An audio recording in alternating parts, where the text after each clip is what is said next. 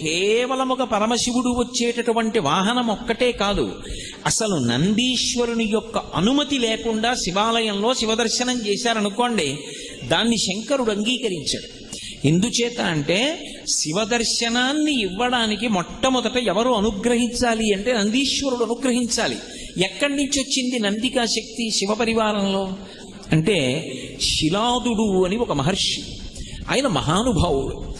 ఆయనకి ఒకప్పుడు ఒక విచిత్రమైనటువంటి కోరిక కలిగింది, నాకు ఒక కుమారుడు కలగాలి, కానీ అందరు పిల్లలు పుట్టినట్టే భార్య యొక్క సహాయము వలన నా తేజస్సు నా భార్య యొక్క శోణితము కలిసి నా భార్య యందు పిండముగా రూపుదిద్దుకొని ఏదో కొన్ని నెలలు ఆమె గర్భము ధరించిన తరువాత బయటికి వచ్చేటటువంటి శిశువు కాదు, అయోనిజుడు కావాలి.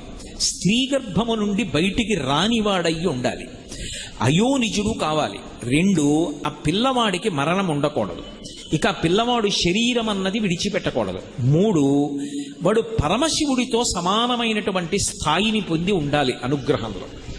వాడు ఆజ్ఞాపించడంలో కానీ అనుగ్రహించడంలో కానీ రూపంలో కానీ ముమ్మూర్తుల శంకరుడు ఎలా ఉంటాడో అలా ఉండాలి. నాకు అటువంటి కొడుకు కావాలి. అదేం సామాన్యమైన కోరిక. అటువంటి పిల్లవాడిని పొందాలనుకున్నాడు. దేవేంద్రుడి గురించి ఘోరమైనటువంటి తపస్సు చేశాడు.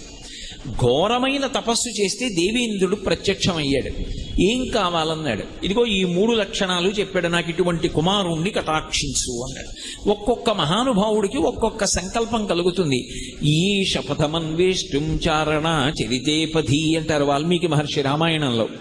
ఈ సంకల్పం ఒక మనిషిలో వచ్చినటువంటి ఒక సంకల్పం, ఆ సంకల్పాన్ని గట్టిగా నిలబెట్టుకోగలిగిన వాడెవరో వాడు మహాత్ముడు అవుతాడు. నేను డాక్టర్ అవుతానండి అనుకున్న వాళ్ళందరూ డాక్టర్ అవరు. నేను డాక్టర్ అవ్వాలి అని కోరిక పుట్టడం చాలా గొప్ప. పుట్టిన తరువాత డాక్టర్ అవ్వడానికి ఊంచుకుని ప్రయత్నం చేసిన వాడెవరో వాడు డాక్టర్ అవుతాడు.